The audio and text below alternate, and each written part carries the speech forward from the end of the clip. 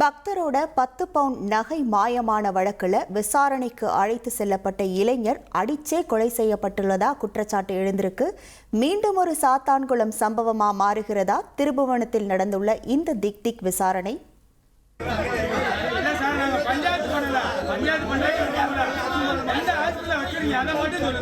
தொழுவத்துல கட்டி வச்சு மாட்டடிக்கிற மாதிரி அடிச்சிருக்காங்க சார்.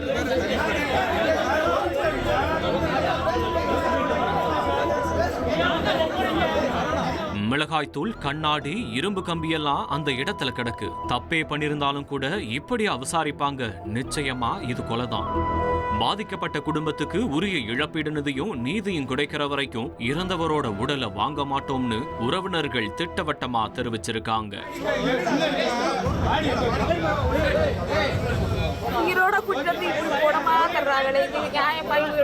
தோப்புக்காடு போலீஸ் ஸ்டேஷன், மாட்டு தொழுவம், இப்படி ஒரே நாள்ல பல இடங்களுக்கு அழைத்து செல்லப்பட்ட விசாரணை கைதி உயிரிழந்தது எப்படி என்பதை தெரிஞ்சுக்க இன்வெஸ்டிகேஷனை ஸ்டார்ட் பண்ணும். உயிரிழந்த விசாரணை கைதியோட பேரு அஜித் குமார், வயசு வெறும் 27. சிவகங்கை மாவட்டம் திருப்புவனம் அருகே உள்ள மடப்புறம் பகுதியைச் சேர்ந்தவர்.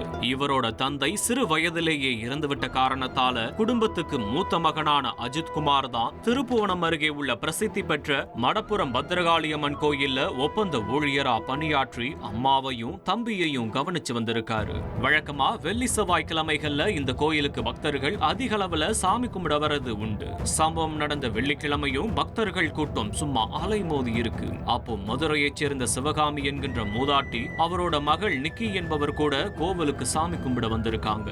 வயது முதிர்வின் காரணமா சிவகாமி அம்மாவுக்கு கோவில் பிரகாரத்துக்குள்ள செல்வதற்கு வீல் சேர் தேவைப்பட்டிருக்கு. இத கவனிச்ச ஒப்பந்த ஊழியரான அஜித் குமார் ஓடி போய் வீல் சேர் கொண்டு வந்து மூதாட்டியோட மகள் கிட்ட கொடுத்து உதவி இருக்காரு. இங்க டெம்பிள் ஸ்டாஃப் ஒருத்தர் யூனிஃபார்ம் போட்டவர் நின்றுட்டு இருந்தாரு. இவங்களுக்காக வீல் சேர் கேட்டேன் நான். அவர் வந்து வீல் சேர் கொண்டு வந்து கொடுத்துட்டு காரை நானே கொண்டு போய் நிப்பாட்டிட்டு வரேன், எங்ககிட்ட கார் சாவி வாங்கிக்கிட்டாரு. உள்ள நான் வீல் சேரோட அம்மாவோட கோயிலுக்குள்ள சாமி தரிசனம் பண்ண போயிட்டு ரொம்ப நேரம் கழிச்சு தான் வந்து சாவி எங்களுக்கு கொண்டு வந்து கொடுத்தாரு.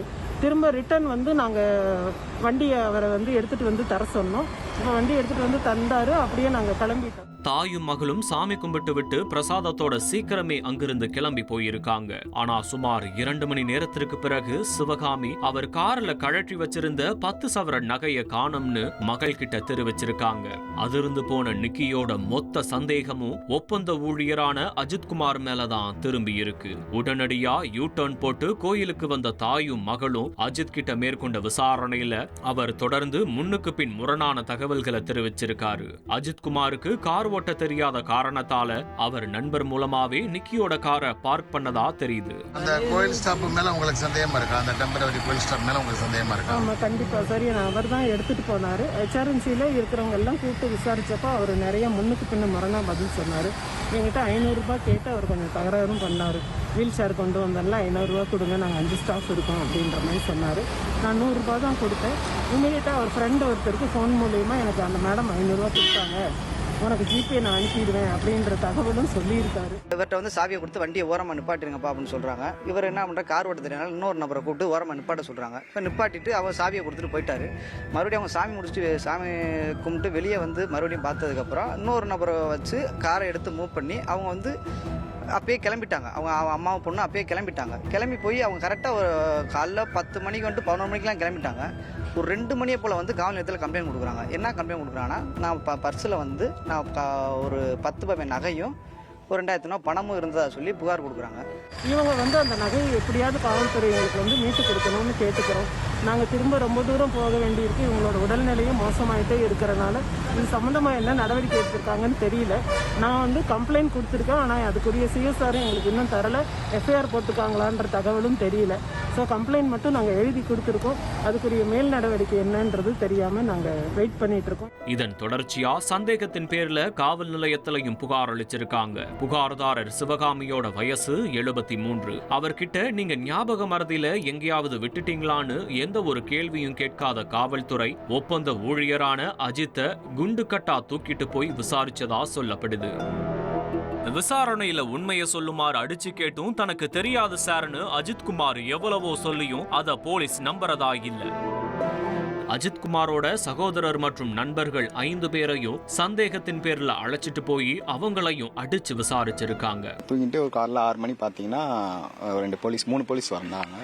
வந்து எங்கள் அம்மாவை நகையெல்லாம் எங்கே வச்சிருக்க அப்படின்ற மாதிரி கேட்டுட்டு பீரோலாம் திறந்து எல்லா துணியும் எடுத்து போட்டுட்டு அவங்களே திறந்து பார்த்தாங்க. என்னட்ட செல்லை பிடிங்கிட்டு வண்டியில் ஏறான்னு சொல்லிட்டு ஏற்றிட்டு கூட்டிகிட்டு போயிட்டாங்க. அதுக்கப்புறம் ஒரு 2 பையங்களை ஏற்றிட்டு நேராக ஒரு அவுட்டரில் இருக்க ஒரு தோப்புக்குள்ளே போயிட்டு எங்கள் அண்ணனை போட்டு அடிச்சிட்டாங்க. அதுக்கப்புறம் என்னையை அடித்து அவனை நிற்க வச்சு என்னையை வச்சு அடிச்சு ஒரு 1/2 hour அதுக்கிட்ட அடித்தாங்க.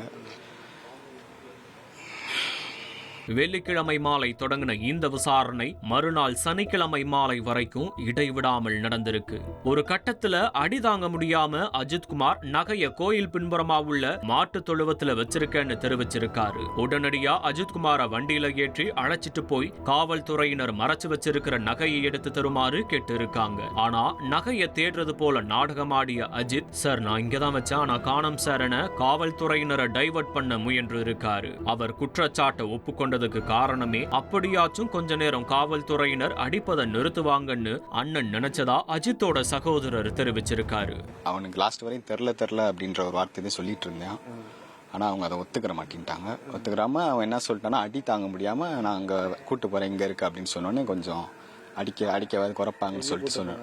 கோயிலுக்கு வந்து அங்கே பின்னாடி இருக்குன்ற மாதிரி சொல்லிட்டு வந்து பின்னாடி கூப்பிட்டு அடிச்சு அங்கே இல்லைன்ற போது அவனை அந்த கோயில் பேக் பின்னாடியே வச்சு அடிச்சிருக்காங்க. இதன் தொடர்ச்சியா நகை திருடிட்டு டிராமா பண்றியா என கடுப்பான காவல்துறையினர் அந்த மாட்டு தொழுவத்துல அஜித்குமாரை கட்டி போட்டு கொலை வெறியோடு அடிச்சதா சொல்லப்படுது. தன்னை விட்டு விடும்படி அஜித்குமார் உயிர் பிச்சை கேட்டும் ஈவிரக்கம் காட்டாத காவல்துறை அந்த 27 வயது இளைஞரை அடிச்சே கொலை செஞ்சிட்டதா உறவினர்கள் குற்றம் சாட்டுறாங்க. இறுதியா இங்க வந்துன்னா நம்ம மடப்புறம் கோயிலுக்கு உதவி ஆணையர் அலுவலகத்துக்கு பின்னாடி மாட்டு கொட்டகம் இருக்கு. அந்த கொட்டகத்துல வச்சு விசாரிச்சிருக்காங்க. கொட்டகத்தை வச்சு விசாரிச்சப்ப அங்க என்னன்னா போய் அந்த இடத்த போய் பார்த்தப்ப வந்து பைப்பு உடஞ்சு கிடக்கு, கம்பு கிடக்கு, கம்பி கிடக்கு, மிளகாத்தூள் பொடி முதற்கொண்டு அந்த இடத்துல கிடக்கு. மிளகாத்தூள் பொடி முதற்கொண்டு அந்த இடத்துல கிடக்கு. அந்த பையன் வந்து தண்ணி கேட்டிருக்காப்புல. அங்கே இருந்த நபர்கிட்ட நான் கேட்டேன் சொல்கிறேன், தண்ணி கேட்டிருக்காப்புல. தண்ணி கூட கொடுக்காதாம நீ என்னடா நடிக்கிறியா, விக்கல் எடுத்திருக்கப்ப நீ என்னடா நடிக்கிறியா அப்படின்னு சொல்லி மேற்கொண்டு அந்த பையனை தாக்குனதுல சிறுநீர் மலமும் அங்கனக்குள்ளேயே போயிருச்சு. போனதில் ஒரே ஒரு விக்கல் எடுத்த மணிக்கு அந்த பையன் வந்து மயக்கப்பட்டு விழுந்துட்டான். மயக்கப்பட்டு விழுந்ததுக்கப்புறம் அங்கே உள்ள கோயில் ஊழியர்கள், பூசாரி, அங்கே உள்ள ஒரு 2 பேர்களும் தனிப்படை காவல் சேர்ந்து ஆட்டோவில் ஏற்றி திருப்போணம் அரசு மருத்துவமனை கூட்டி வந்து சிகிச்சை பண்ணுறாங்க, பரிசோதிக்கிறாங்க. பரிசோதத்தில் அவர் இறந்ததா சொல்லிட்டாங்க. அப்படின்ற தகவலுமே அங்கே ஒரு மருத்துவமனையில் ஒரு ஆள்கிட்ட கேட்டு தான் தெரிஞ்சுக்கிட்டோம். தப்பே பண்ணியிருந்தாலும் கொண்டிருக்க வேணான்றது என்னோட இது. இனிமேல் இந்த மாதிரி யாருக்கும் நடக்கக்கூடாது. தமிழ்நாட்டில் இந்த மாதிரி நடக்கும்னு நான் நினச்சி கூட பார்க்கல, இப்படிலாம் பண்ணுவாங்கன்ட்டு. அஜித்குமார் மூச்சு பேச்சில்லாம மயங்கி விழவும் அதிர்ச்சி அடைந்த காவல்துறையினர் அவரை தனியார் மருத்துவமனைக்கு கொண்டு போயிருக்காங்க. ஆனா அவர் ஏற்கனவே இறந்து விட்டதா மருத்துவர்கள் தெரிவிக்கவும் போலீசார் அதிர்ந்து போயிருக்காங்க. இதை தொடர்ந்து இறந்தவரோட உடலை போஸ்ட்மார்ட்டத்துக்காக மதுரை GHக்கு அனுப்பி வச்ச காவல்துறை ஸ்டேஷன்ல விசாரணைக்காக பிடித்து வைக்கப்பட்ட அஜித்குமாரோட சகோதரரையும் ஃப்ரெண்ட்ஸையும் அவசரமா விடுவிச்சிருக்காங்க. அஜித்குமார் சனிக்கிழமை மாலையே உயிரிழந்து விட்ட நிலையில அதை பற்றி எந்த தகவலையும் முறைப்படி தெரிவிக்காத காவல்துறை நள்ளிரவு 1 மணியளவுல தான் அதிகாரப்பூர்வமா அஜித்குமார் உயிரிழந்த தகவலையே தெரிவிச்சதா சொல்லப்படுது. SP வந்து அவங்க அம்மாவையும் இந்த பையனை கூப்பிட்டு அவங்க சொல்லி இப்பதான் சொல்றாங்க, இந்த மாதிரி உங்கள் பையன் இறந்துட்டான், மார்ச்சூரில் எரிக்கான் அப்படின்ற தகவல் இப்போ தான் சொல்லியிருக்காங்க. இந்த பையன் வந்து முழுக்க பார்க்குறப்ப அந்த பையன் மேலே எந்த ஒரு வழக்குமே இல்லை. இந்த பையன் மேலே முன்னாடி எந்த ஒரு குற்ற வழக்கோ இல்லை வழக்கோ எந்த ஒரு வழக்குமே இல்லை. தவறான ஒரு புகார்தாரை சரியாக விசாரிக்காமல் இந்த பையனை குற்றம் சாட்டப்பட்ட ஒரே கருத்துக்காக இந்த பையனையே ஃபோக்கஸ் பண்ணி விசாரித்து அவனை தாக்கி, இது வந்து ஒரு கொலை தான். இது வந்து சொல்லப்போனா ஒரு கொலை தான் இந்த இடத்துல நடந்திருக்கு. இந்த சூழல்ல இந்த சம்பவம் தொடர்பா துறை ரீதியான விசாரணை மேற்கொண்ட மாவட்ட காவல் கண்காணிப்பாளர் ஆஷித் ரவத் 6 காவலர்களை பணியிடை நீக்கம் செய்து உத்தரவிட்டிருக்காரு. 2020 இதே ஜூன் மாதத்தில் நடந்த சாத்தான்குளம் தந்தை மகன் லாக்அப் மரணம் மாநிலத்தையே உலுக்கி போட்டது. அதே போல திருப்புவனத்தில் நடந்துள்ள இந்த விசாரணை மரணத்துக்கும் அரசியல் கட்சி தலைவர்கள் கண்டனங்களை தெரிவிச்சிருக்காங்க. உயிரிழந்தவரோட குடும்பத்திற்கு உரிய இழப்பீடு நிதியையும் நீதியையும் அரசாங்கம் அரசாங்கம் தர வேண்டும், அதுவரை இறந்தவரோட உடலை வாங்க மாட்டோம்னு வழக்கறிஞர் கார்த்திக் ராஜா தெரிவிச்சிருக்காரு. மேலும் அஜித்குமாரை தாக்கிய காவலர்கள் அத்தனை பேர் மேலையும் கொலை வழக்கு போட்டு கைது பண்ணி விசாரிக்க வேண்டும் என்றும் அவர் தெரிவித்துள்ளார். இந்த இது மூலம் கேட்டுக்கிறேன், அரசாங்கம் வந்து அவங்க குடும்பத்துக்கு இந்த பையனுக்கு ஒரு அதே இதில் கோயிலில் வந்து ஒரு வேலை வாய்ப்பு கொடுத்து அவனுக்கு இழப்பீடு, அவங்க குடும்பத்துக்கு வந்து அவங்க அம்மாவுக்கு வந்து இழப்பீடு கொடுக்கணும்னு மட்டும் நான் கேட்டுக்கிறேன். அவங்க மேலே வந்து கொலை வழக்கு பதிவு செய்து நடவடிக்கை எடுக்கணும்.